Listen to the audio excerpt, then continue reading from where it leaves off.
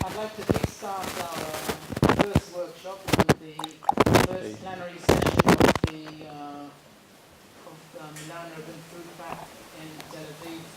And we're very delighted to be hosted here in the Institute. And we have a packed session with loads of topics and interesting people ahead of us. And I'd like to talk less and let hosts and guests welcome all the people that traveled from various places around the world to share all their ideas and their knowledge with us. So let's start with our host, Phil Glass. Sorry? Okay, fine. So we've got a translator here. Would you like to start? Bonjour à tout le monde. Je donne la bienvenue à tous nos invités et je vous remercie pour être venus là depuis beaucoup de villes du monde. Et on va commencer avec cette première réunion du pacte de Milan. On aura la traduction en français pour tout le groupe des francophones là-bas. Merci bien. So, it's a great pleasure. Phil.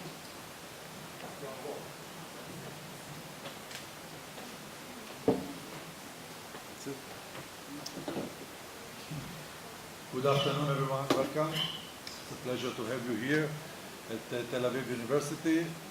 By the way, I'm a beginner. By all means, I'm a beginner, especially at that field. So, but aside from that, I'm the head of the Institute for Local Government at Tel Aviv University, and we are hosting this gathering.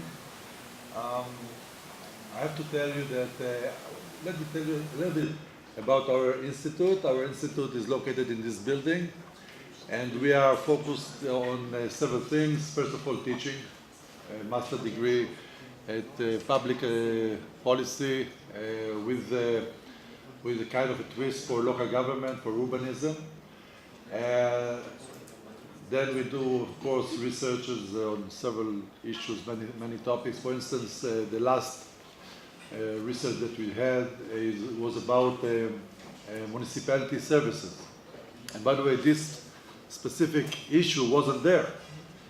We target all the mayors of Israel, many officials and the public, and actually nobody really said that they think that municipalities should deal with our issue, which is interesting, and I will relate to that later. Third thing that we're doing, we are doing a lot of projects in the field. We try to connect the academia to the municipalities, to urbanism.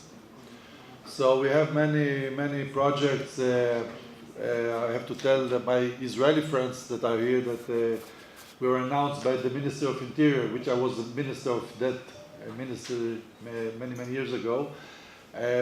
We were told by the ministry that we are going to be the group that are going to empower our mayors during the next cadention, during this next 5 years to come. We are going to work with them here in this university, and we are very excited about it. And we have many different projects. For instance, child-friendly municipalities, which is a program of UNICEF in the UN. We are trying to implement it in Israel. We did it in Rishon LeZion. We're starting doing it in Ramat HaSharon, Givat Shmuel, several municipalities in Israel. We established two very interesting forums. I think it's interesting. At least it interests me. The first forum is the coastal forum. All the cities in Israel that has coast, they are connected to the sea. We organize them for kind of a community or a forum. We have 21 municipalities that are working together towards the government or the parliament or relevant organization abroad in the Mediterranean and so on and so forth. We have another forum for excellence municipalities in math and physics. We try to help the Ministry of Education on that field because it's a target, kind of a priority that we have on that. So they recruited us for that mission, and we established this forum. It's also very exciting for me, at least. And anyway, I think that you are dealing in a very, very interesting, with a very, very interesting issue. I read the charter just, in order to welcome you. I think it's one of the most exciting papers I ever read. Really, honest to God. I think it's so inspiring. Really, I'm talking as a human being, as an Israeli, as a citizen of the world. And I think it's no wonder that we have 160 municipalities that signed it. And I didn't see that we have 160 governments or states or countries that signed the charter. Am I wrong? I think I'm right. Only for citizens. Yeah. But if you read it, and I'm sure you did, it's not supposed to be only adopted by cities. It was supposed to be adopted by countries. Think about it, by governments. Who has the health ministry or the energy ministry or the water agency? Municipalities or states? States. But municipalities feel that they want to be involved with that, and states or countries are a little bit hesitating. And I think that they're hesitating because they don't hear good enough the voice of the people. I think that municipalities by nature are closer to their inhabitants, to the citizens. And because I see it, Milano Charter as the voice of the citizens of the world. That's how I see it. I think that municipalities listen to that voice in a more sensitive way. And that's why they are, I think that they want to be much more involved. And I think if you look at what I call modern urbanism is connected to people, not to itself, not to the bureaucracy.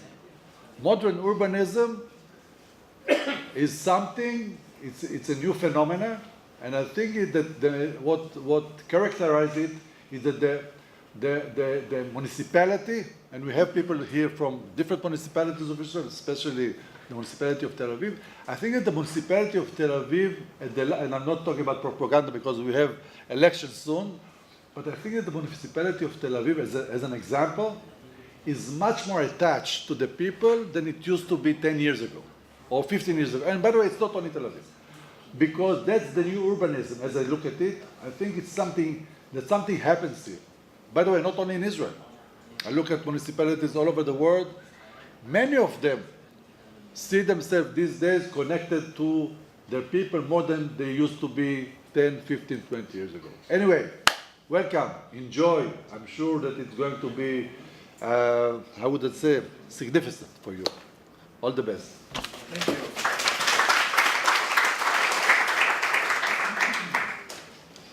Thank you very much, Ophir.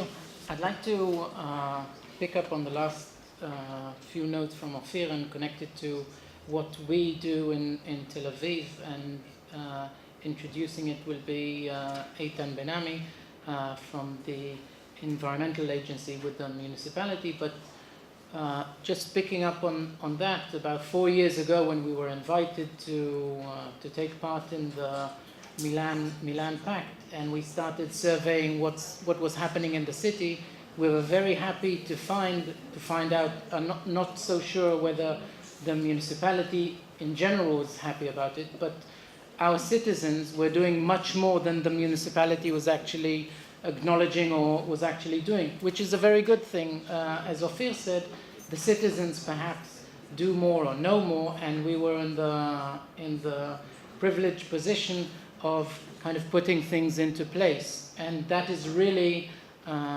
what we've been doing, hopefully very successful, and will be in the position showcasing some of it. But coming back to our session, we are very much beginners. I think definitely in Tel Aviv and in Israel in general. And the idea is sharing knowledge, successes and perhaps failures, so that we can all learn. I'm happy to welcome Eitan, who will share his success. Thank you.